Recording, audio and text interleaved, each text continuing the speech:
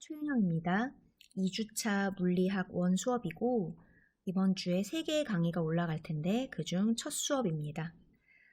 일단 물리학을 배울 때 가장 중요한 건 어렵다, 물리는 어려운 과목이다 라는 편견을 좀 없앴으면 좋겠습니다.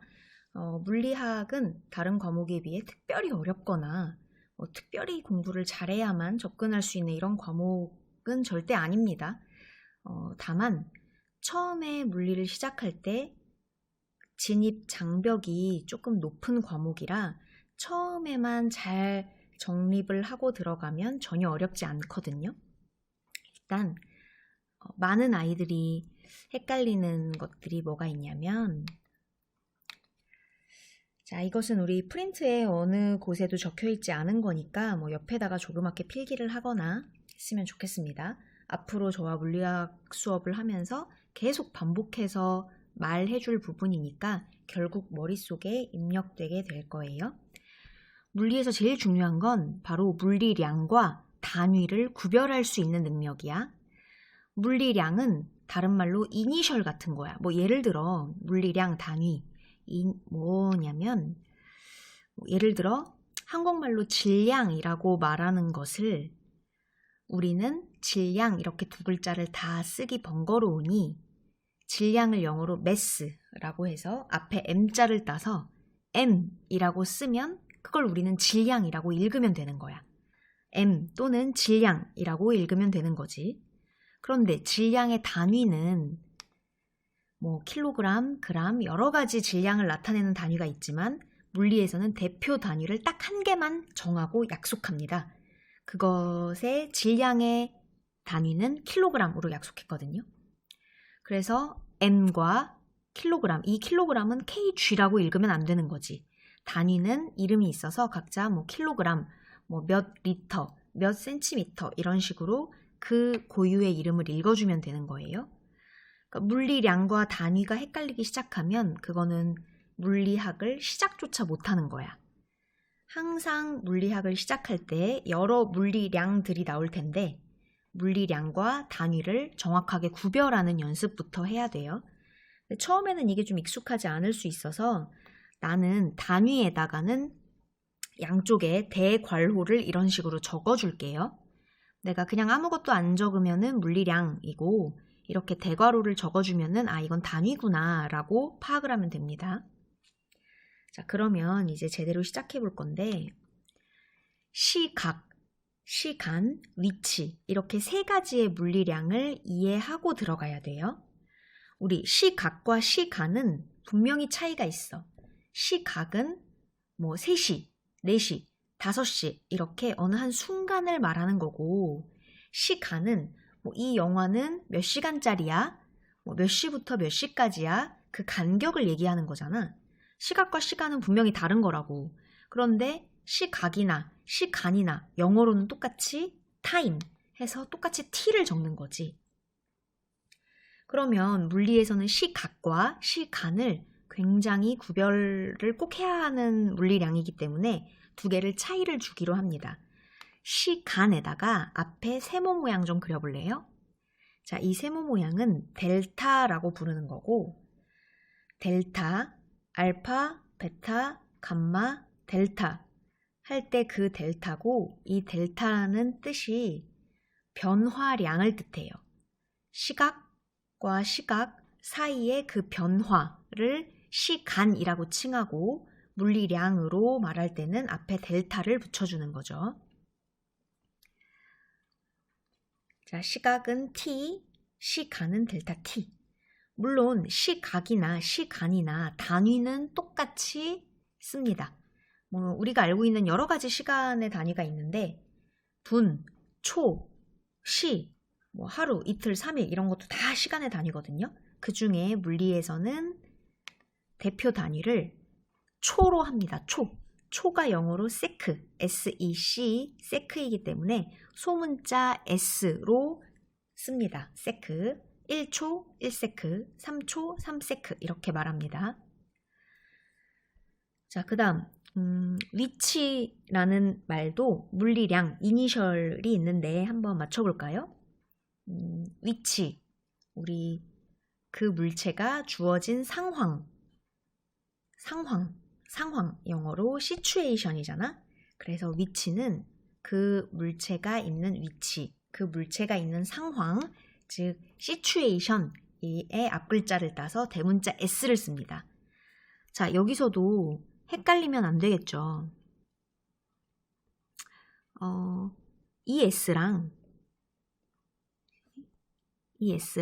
이 s는 다른 s죠. 왼쪽에 있는 s는 대문자 s, 위치를 뜻하는 물리량이고, 여기 오른쪽에 있는 단위 s는 소문자고 초를 뜻하는 거죠. 1초, 2초, 3초 할 때.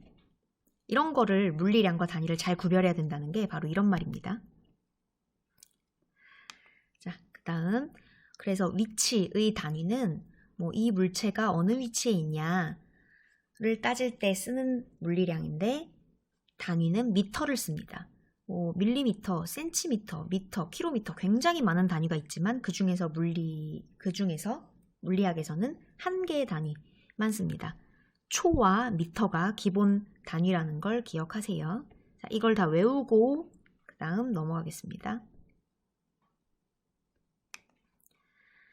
자, 이동거리와 변위의 차이를 배울 건데 이동거리는 이미 충분히 일상생활에서 들어본 단어고 변위는 좀 생소할 건데 물리학에서는 이 두 개를 정확하게 구별할 필요가 있다고 생각한 거지. 예를 들어 너희는 굳이 안 그려도 된다. A라는 지점에서 별이라는 지점까지 4m 갔다가 B라는 지점까지 3m 요렇게 왔다 갔다 한 사람이 하나 있고 또 다른 사람은 A에서 별까지 4m 갔다가 B까지 3m 이렇게 이동했어. 윗사람과 아랫사람은 이동한 게 똑같을까? 아니지. 분명히 뭔가의 차이가 있단 말이야.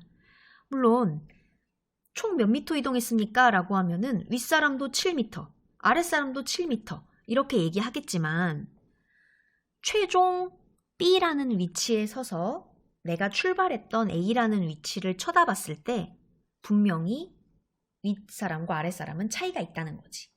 자, 윗사람은 최종 위치랑 처음 위치랑 차이가 요만큼밖에 없네. 1m의 차이가 있겠지. 아랫사람은 최종 위치랑 처음 위치랑 차이가 이만큼이네. 피타고라스한테 이 길이가 얼마냐고 물어봐 보니 5m라네. 아, 윗사람은 1m, 아랫사람은 5m. 이런 차이가 있을 수 있겠구나. 봐봐. 똑같이 7m를 움직여도 상황은 달라질 수 있다. 이거를 물리학에서 정확한 명칭, 물리량으로 구별한다는 거야.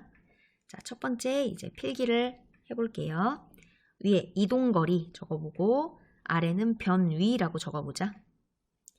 이동거리는 실제로 움직인 경로를 얘기하고 크기만 표시하면 돼. 예를 들어 윗사람은 7m를 이동했다. 이거 이동거리야. 아랫사람도 7m를 이동했다. 이렇게 7m라고 얘기하는 게 이동거리고 내가 어느 방향으로 움직였는지는 얘기하지 않고 정확하게 7m라는 크기만 말하는 것. 이것을 이동거리라고 합니다. 그 다음 아래 변위. 변위는 약자인데 위치의 변화량이란 뜻이고 이것은 크기와 방향을 모두 표기하는 거예요. 크기는 아까 윗사람 아랫사람 둘 다 7m였지만 얘네가 서로 방향이 다르다고. 그렇다고 얘네가 움직인 방향을 다 얘기할 필요는 없고 처음 위치와 펜을 한번 써볼까? 자,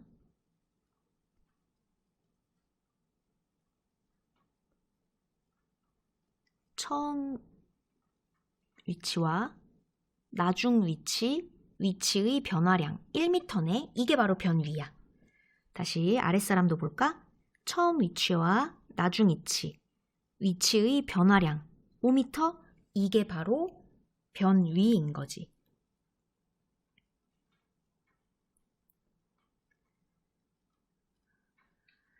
자, 둘 다 단위는 미터를 씁니다. 이동거리도 미터, 변위도 미터. 정확하게 물리량으로 써보자면 아까 상황, 위치는 situation S를 적었는데 이동거리는 situation과 situation 사이, 변화량을 뜻하는 것이므로 델타 S라는 물리량을 적겠습니다. 그렇다면 변위도 위치의 변화량이니까 델타 S를 적어주는 게 맞는 것 같은데, 그렇다면 이동거리와 변위를 구별할 수 없을 거잖아? 따라서 그걸 구별해주기 위해서 위에 화살표를 살짝 그려줍니다. 이동거리의 이니셜과 변위의 이니셜 차이가 있는 걸 알겠죠? 자, 그러면 윗사람과 아랫사람의 이동거리를 물어봤다라고 하면 윗사람도 이동거리 7m, 아랫사람도 이동거리 7m 이런 식으로 대답하면 됩니다. 어느 방향으로 움직였는지는 얘기하지 않아도 되고 총 다 이 사람이 밟고 걸어간 거리 4m 더하기 3m에서 7m라는 크기만 얘기해주면 이동거리 완성된 겁니다. 그 다음 아래 변위. 변위는 크기와 방향을 모두 표시하기로 약속했고 윗사람은 크기, 방향 모두 얘기해서 오른쪽으로 1m, 처음 지점과 나중 지점을 연결한 그 화살표에 대해서 대답하면 됩니다. 그럼 아랫사람은 처음 지점 A, 나중 지점 B 그걸 연결하면은 오른쪽 위 대각선으로 5m 이런 식으로 대답이 되겠죠? 변위는 이렇게 크기뿐만 아니라 방향까지 모두 다 대답해야 한다는 거 기억하세요. 그 다음 아래 확인 문제 1, 2, 3번 한번 풀어볼게요.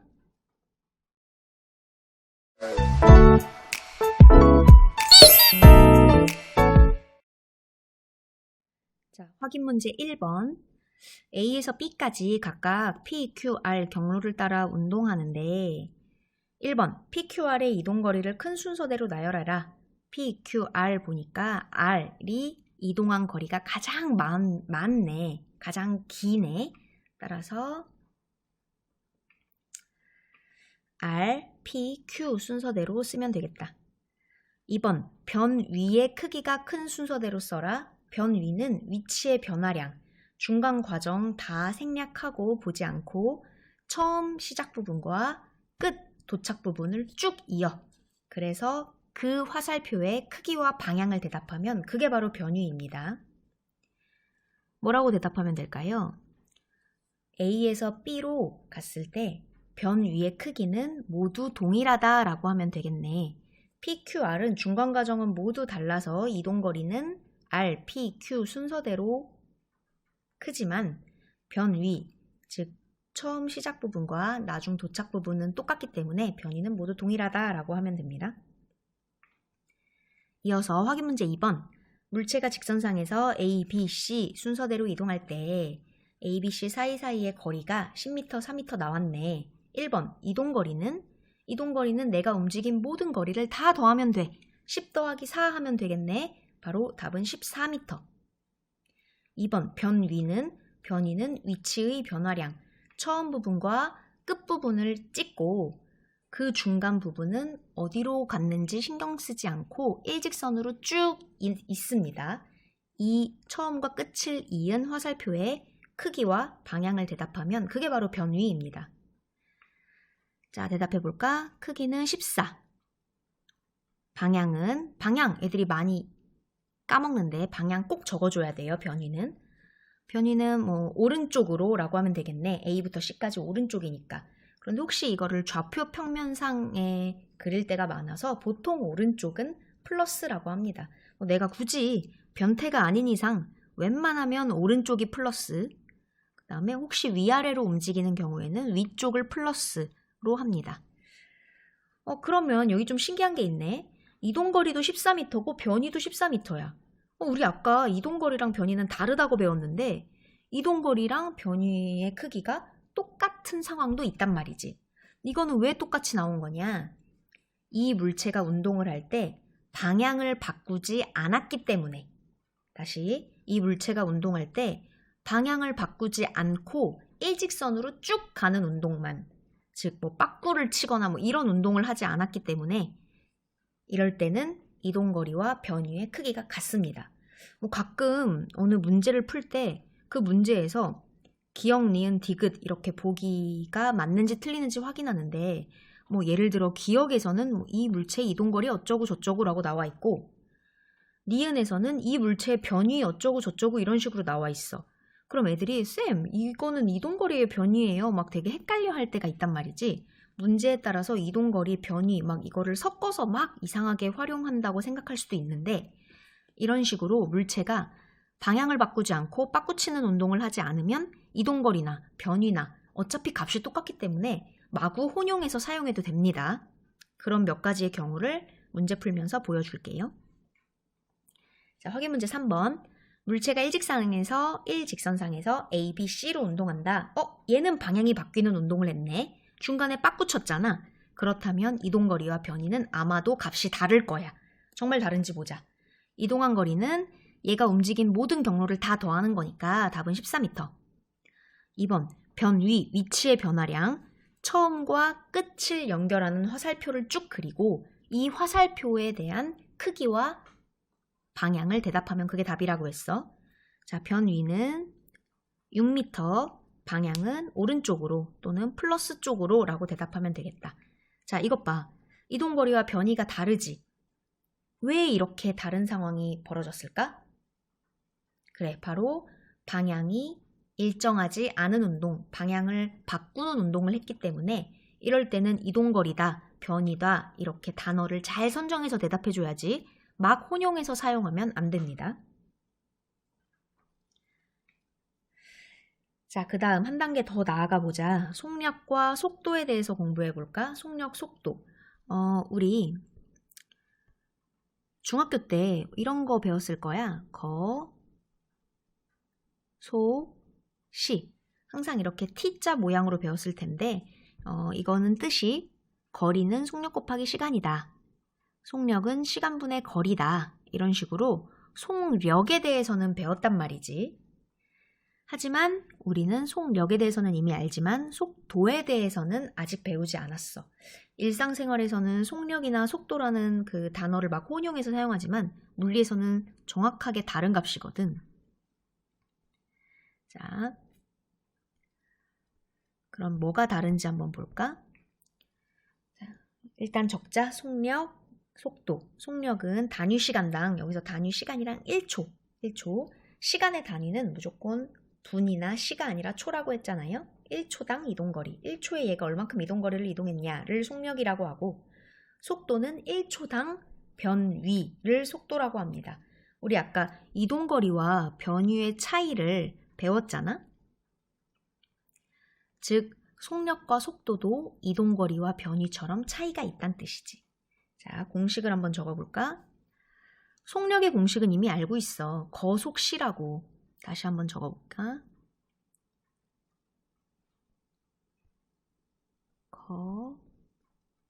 거속시. 속력은 시간분의 거리야. 시간분의 거리. 근데 시간은 우리 아까 첫 번째 슬라이드에서 델타 t.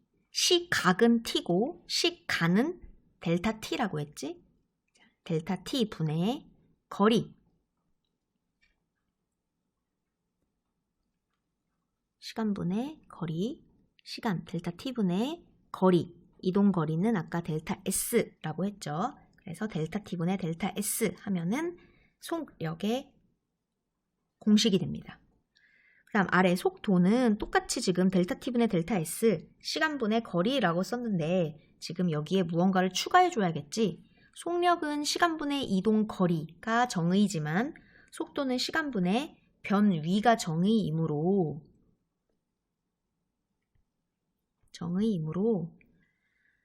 델타 S 위에 화살표가 붙은 변위라는 물리량을 넣어줘야겠죠. 자, 마찬가지로 속력은 크기만 표기, 속도는 크기와 방향을 모두 표기하는 걸로 합니다. 물리량 볼까요? 속력은 소문자 V를 적고 속도도 V를 적는데 얘도 변위와 똑같이 크기와 방향을 모두 표기해야 하는 물리량이므로 V 위에다가 화살표를 적어주도록 합시다. 자, 단위 볼까? 단위 단위, 이동거리의 단위는 미터, 시간의 단위는 세크, 초, 따라서 미터 나누기 세크니까 속력의 단위는 미터 퍼 세크로 씁니다. 속도의 단위도 변위의 단위도 미터, 시간의 단위는 세크, 미터 나누기 세크니까 똑같이 미터 퍼 세크로 씁니다. 자, 물리량과 단위를 잘 구별하도록 해야 합니다. 자, 여기까지 속력과 속도 내용이었고, 이동거리와 변위의 차이를 잘 기억한다면 속력과 속도도 차이를 잘 알 수 있을 겁니다.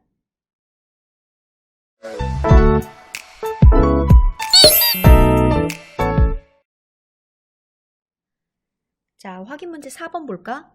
물체가 직선상에서 10초 동안 A, B, C로 이동할 때 평균 속력은, 평균 속도는 이라고 나왔네. 자,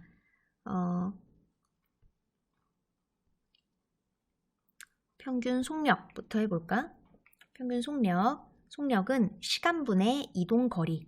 시간은 10초라고 나왔으니까 분모에 10세크를 넣어주고, 속력을 구할 때는 이동거리를 적어야 하니까 14m.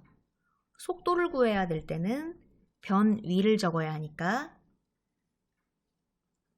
처음 시작 지점과 도착 지점을 쭉 연결한 이 화살표의 크기를 대답하면 되겠다. 똑같이 14m네. 따라서 답은 평균 속력도 1.4m/s, 평균 속도도 1.4m/s. 그리고 평균 속도를 물어봤을 때는 속도는 크기뿐만 아니라 방향까지 얘기해야 하니까 얘가 지금 오른쪽으로 A, B, C를 지나면서 오른쪽으로 움직이고 있으므로 오른쪽, 플러스 쪽 이런 식으로 방향까지 꼭 명시해줘야 합니다. 이렇게 1.4, 1.4 크기가 똑같이 나온 이유는 아까 이동거리 변위 때와 마찬가지로 방향을 바꾸지 않는 운동을 했기 때문에 얘는 속력이라고 얘기해도 되고 속도라고 얘기해도 되고 혼용해서 사용해도 되는 상황인 거죠. 그러면 방향이 바뀌면 어떻게 바뀌나 한번 볼게요. 확인 문제 5번. 물체가 직선상에서 10초 동안 A, B, C로 이동할 때 봐봐. 얘는 방향이 바뀌었지? 그렇다면 속력과 속도의 값이 달라질 거야. 한번 보자. 자, 둘 다 10초 동안 이동했으니까 시간분의 10초 분해는 똑같고 분자만 달라지겠네? 속력은 분자의 이동거리, 속도는 분자의 변위가 들어가겠지? 이동거리는 10 더하기 4 해서 14m, 변위는 처음과 끝 A와 C를 연결한 바로 이 크기 6m를 넣으면 되고 계산해보면 평균 속력은 1.4m/s, 평균 속도는 0.6m/s. 여기가 끝이 아니지. 속도는 꼭 방향을 명시해줘야 하므로 크기와 방향을 모두 명시해야 돼. 크기는 0.6m/s지만 방향까지 추가해서 오른쪽으로 또는 플러스 쪽으로 이런 식으로 대답을 해줘야 한다는 거지. 자, 어떠니? 여기는 1.4m/s, 0.6m/s 두 개가 값이 다르네. 그 값이 다른 이유는 이 물체가 방향을 바꾸는 운동을 했기 때문이다. 이렇게 방향을 바꾸는 운동을 했을 때는 속력, 속도, 단어 선택을 혼용해서 하면 안 되고 단어를 잘 선택해서 말을 해줘야 합니다. 자, 그 아래 2009년 오래된 문제죠. 2009년 10월 학력평가 문제가 있는데 그걸 한번 풀어보도록 하겠습니다.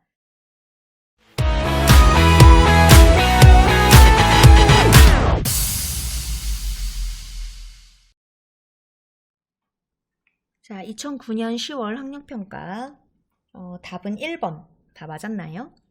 그림은 영희와 철수가 반지름이 각각 5m, 10m인 원 궤도의 실선은 점선이 아닌 이렇게 진하게 그려져 있는 그 선, 실선을 따라 운동하는 모습입니다. 영희와 철수가 각각 A, B 지점에 난 이 문장이 그러니까 중요하다고 생각합니다. 동시에 출발하여 동시에 도달하였을 때 옳은 것을 모두 골라라 라고 되어 있습니다. 기억.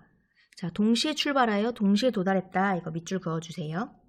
기억. 변위의 크기는 영희가 철수보다 크다. 변위란 위치의 변화량이잖아? 처음 출발한 부분과 도착한 부분을 화살표로 잇고 그 화살표에 대해서만 얘기하는 게 위치의 변화량, 변위란 말이야. 자, 영희는 화살표, 시작 부분과 도착 부분을 화살표 그어보면 이렇게 그을 수 있겠고, 철수는 B에서 B-로 움직였으니까 이렇게 그릴 수 있겠네. 자, 이 화살표의 길이, 이 변위의 크기는 누가 더 클까? 철수가 더 크지. 영희는 5m짜리 반지름 원을 돌고 있으니 총 10m를 이동했고, 철수는 10m짜리 반지름의 대각선 부분을 이동했으니 그림으로 그려보자면 여기가 10, 여기도 10. 따라서 철수가 이동한 변위는 이만큼, 적어도 10 이상이지. 피타고라스에 의하면 10대 10대 10루트 2, 1대 1대 루트 2에서 정확하게 얘기하자면 10루트 2만큼 이동한 건데, 뭐 그렇게 루트 2까지는 알 필요 없고 그냥 10보다 크다 정도만 파악해도 충분합니다. 기억, 변위의 크기는 영희가 철수보다 작은 거 맞습니다. 기억 정답. 니은, 이동거리는 영희가 철수보다 크다. 이동거리란 실제로 이동한 거리를 말하는 거니까 영희가 이동한 거리는 이만큼, 철수가 이동한 거리는 이만큼. 이거는 원 둘레를 구할 수 있는 공식을 알아야 풀 수 있겠다. 원 둘레 공식 정도는 알고 있지? 우리 초등학교 때 배웠잖아? 원 둘레 공식은 2파이 R, 여기서 R은 반지름을 얘기하는 거지. 따라서 영희가 돌고 있는 이 트랙은 2파이 O만큼의 트랙인데, 영희가 도는 트랙에서 반만 이동했으니까 실제로 이동한 건 이 트랙의 절반이니까 2로 나눌 거고, 철수는 10, 반지름이 10짜리의 트랙을 돌고 있어서 2파이 10이라는 트랙을 돌고 있는데, 자, 영희는 이 중에 반만, 철수는 전체 트랙의 4분의 1만 돌고 있으므로 이렇게 실제 이동한 이동 거리는 이렇게 되겠네. 계산해보면 영희가 이동한 것도 5파이, 철수가 이동한 것도 5파이, 두 개가 같네. 그런데 니은에서는 이동거리가 누가 누구보다 크다라고 했으니까 틀렸네. 둘은 이동거리가 같다라고 써야 합니다. 니은 틀. 디귿, 영희와 철수의 평균 속도의 크기는 같다. 속도? 우리 속도 공식 알잖아. 시간분의 변위. 시간분의 이동거리가 아니라 시간분의 변위. 그런데 아까 밑줄 치라는 그 문장 있었지? 동시에 출발해서 동시에 도달했다고. 영희랑 철수가 움직이면서 뭐 10초 동안 움직였는지, 뭐 1시간 동안 움직였는지 도대체 시간 정보는 나오진 않았지만 동시에 출발해서 동시에 도달했다고 하니 어차피 시간은 똑같을 거라고. 그러면 두 개의 속도를 구했을 때 이동거리가 차이가 나네. 변위가 차이가 나네. 변위는 기억에서 이미 구해놨지. 영희의 변위는 10, 철수의 변위는 10보다 크다.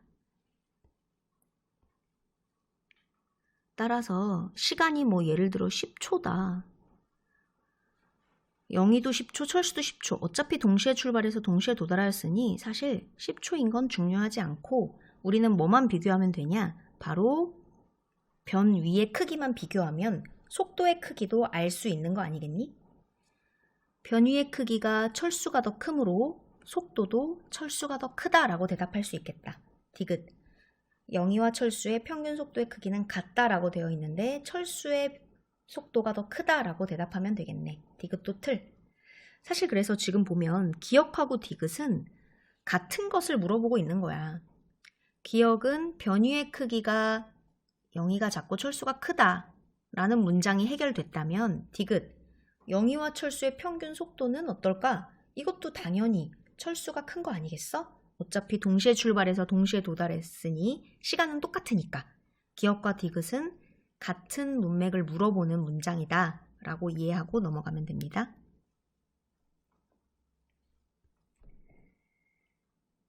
자, 그 다음 마지막 이 이론을 배우고 끝낼 건데요. 상대 속도에 대해서 알아보겠습니다. 상대 속도는 말 그대로 그냥 속도긴 속도인데 본인이 느끼는 물체의 속도야. 이게 뭔 말이냐면 사실 속도 단위는 미터 퍼 세크. 속도란 되게 상대적인 거거든. 뭐 예를 들어 너희는 필기할 필요 없어. 여기 아래 확인 문제 6번을 다 풀다 보면 저절로 해결될 문제들이라 필기하지 않아도 됩니다. 자, 공이 오른쪽으로 플러스 쪽으로 10m/s로 날아가고 있어. 그런데 이러한 공을 철수랑 영희가 동시에 쳐다보고 있는 거야. 근데 철수와 영희가 지네들이 움직이면서 저 공을 쳐다보네. 예를 들어 철수는 왼쪽으로 마이너스 쪽으로 1m/s로 움직이면서 저쪽 공을 쳐다보고 영희는 오른쪽으로 3m/s로 움직이면서 공을 쳐다보는 거야. 그럼 철수가 보는 공이랑 영희가 보는 공은 느낌이 다를 거라고. 그래서 철수한테 물어보는 공의 속도와 영희한테 물어보는 공의 속도는 차이가 있고 이런 것을 상대적으로 차이가 난다라고 해서 상대 속도다라고 합니다. 자, 철수가 본 공의 속도와 영희가 본 공의 속도. 어쨌건 우리는 공 속도가 궁금한 거야. 그렇다면 어떻게 풀면 되냐? 공 속도에서 철수 속도를 빼면 돼. 자, 영희가 본 공의 속도가 궁금하다. 그렇다면 공의 속도에서 영희의 속도를 빼면 돼. 자, 필기할 필요 없고 일단 눈으로 따라오세요. 자, 한번 볼까? 공 속도가 궁금하면 공 속도를 먼저 쓰고 빼기 철수 속도, 빼기 영희 속도 이렇게 하면 된다는 뜻이야. 자, 공의 속도는 얼마지? 속도니까 플러스인지 마이너스인지 방향을 정확하게 써야 합니다. 공 속도는 플러스 10 빼기 철수 속도는 얼마? 마이너스 1. 따라서 더하면 마이너스가 돼서 플러스가 되면 더하면 플러스 11 m/s가 되는 거지. 자, 철수 왼쪽으로 달려가는 철수한테 감정이입을 해서 반대쪽으로 10m/s로 날아가는 공을 본다고 우리가 철수한테 감정이입해서 생각해보자. 철수는 왼쪽으로 달리고 있지만 본인의 반대쪽으로 공이 10으로 날아가고 있으니 공이 굉장히 빠른 속도로 10 이상의 속도로 뒤로 날아간다고 생각하고 있을 거고 오른쪽으로 뒤쪽으로 날아가고 있다고 생각하니까 플러스 11 m/s가 되는 게 맞는 거지. 이렇게. 여기서 플러스란 오른쪽으로 11 m/s로 날아가는 것으로 보인다. 철수가 보기에. 이런 뜻입니다. 자, 하나 더 해볼게요. 영희가 본 공의 속도 보자. 자, 영희는 지금 오른쪽으로 3m/s로 움직이고 있는데 공도 오른쪽으로 10m/s로 움직이고 있다고. 따라서 영희가 3 정도로 움직이고 있으니 공은 10만큼으로 빨라 보이진 않고 조금 덜 빨라 보일 거야. 그것을 적어보면 자, 공 속도는 오른쪽으로 10 플러스 10 영희 속도는 오른쪽으로 3 빼기 플러스 3 10에서 3을 빼는 거지. 그렇다면 플러스 7 m/s가 나오고 이것이 바로 영희가 공을 바라봤을 때의 느끼는 속도다라는 거지. 여기서 플러스 7이다라는 뜻은 오른쪽으로 7만큼으로 가는 걸로 보인다는 거야. 생각해볼까? 영희가 공을 볼 때는 둘 다 오른쪽으로 가고 있는데 영희는 3으로밖에 못 가고 공은 10으로 가니까 영희가 보기에 공은 오른쪽으로 7만큼 가는 걸로 보이겠지? 그것을 식으로 작성하면은 이렇게 됩니다. 자, 이거 필기할 필요 없고 상대 속도에서 기억해둬야 될 것은 바로 이거예요. 내가 공의 속도가 궁금하다. 그렇다면 공의 속도를 먼저 적고 그 다음 나머지 빼기를 하면 됩니다. 다시 공의 속도가 궁금하면 공의 속도를 먼저 적는다. 이게 포인트야. 그러면 우리 아래 확인 문제를 풀면서 체크하도록 합시다.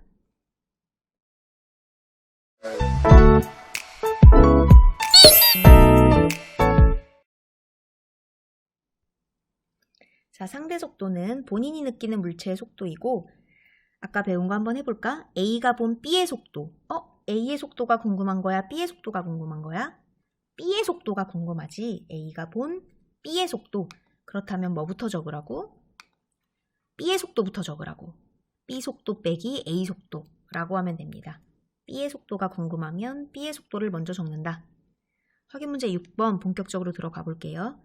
자, A, B, C 자동차가 있고 영희가 정지해 있는데 정지해 있는 영희가 자동차 A, B, C를 쳐다보나 보네. 그때 영희가 보는 A, B, C 자동차의 속도는 영희는 정지해 있고 자동차는 오른쪽, 왼쪽으로 움직이고 있으니까 적어보자. 속도를 물어봤으니 방향도 꼭 적어줘야 돼.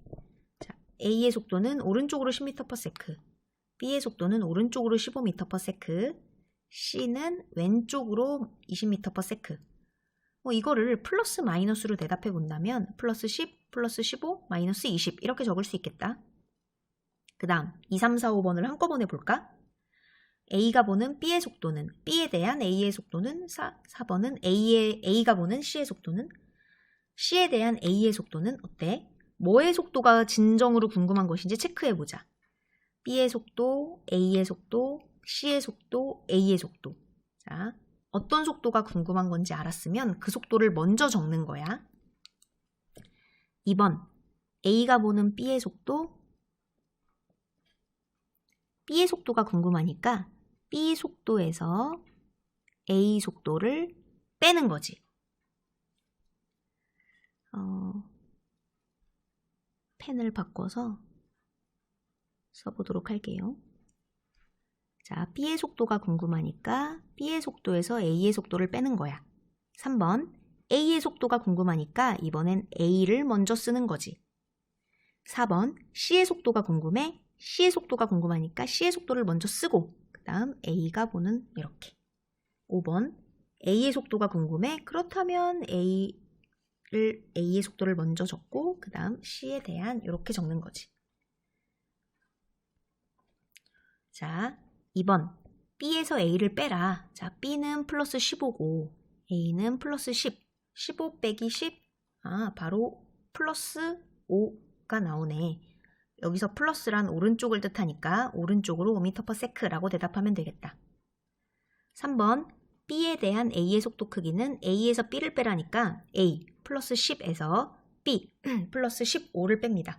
10에서 15를 빼면 마이너스 5가 나오는데 여기서 마이너스란 바로 왼쪽을 뜻하는 것이므로 왼쪽 5m/s라고 하면 됩니다. 근데 3번 문제를 잘 읽어보면 A의 속도를 물어본 게 아니라 A의 속도 크기는 이라고 물어봤으니까 방향은 얘기 안 해도 되겠다. 왼쪽인지 오른쪽인지는 말 안 하고 5m/s다 라고 하면 답이겠네. 4번, 4번 A가 보는 C의 속도는 C의 속도가 궁금하니 C의 속도에서 A의 속도를 빼면 됩니다. C의 속도는 마이너스 20, A의 속도는 10. 따라서 마이너스 20에서 빼기 A의 속도를 빼면 마이너스 30이네. 여기서 마이너스 30에서 마이너스란 뜻은 왼쪽이란 말이고 왼쪽으로 30m/s라고 하면 되겠다. 5번, C에 대한 A의 속도 크기는 자, A의 속도가 궁금한 거잖아. 그렇다면 A의 속도에서 C를 빼야겠다. A의 속도는 플러스 10, C의 속도는 마이너스 20. 빼보면 플러스 10에서 빼기 마이너스 20. 여기 마이너스가 2개인 거를 체크해야겠죠? 계산하면은 플러스 30이 나오네. 플러스 30이란 오른쪽으로 30m/s란 뜻이고 문제를 잘 읽어보니 A의 속도를 구하라고 한 게 아니라 A의 속도 크기를 구하라고 했으므로 왼쪽, 오른쪽 방향은 빼고 답은 30m/s라고 대답하면 되겠습니다. 네요, 괜찮나요? 오늘 배운 것은 이동거리, 변위, 속력, 속도, 그리고 한 단계 더 나아간 상대 속도까지 배웠습니다. 물리량과 단위를 정확하게 구별하고 속력, 속도 정확하게 구별하고 상대 속도 구하는 방법에 대해서 정리가 되면 오늘 수업 마스터한 거 맞습니다. 오늘 수업은 여기까지 하고 다음 시간에 볼게요. 수고했습니다.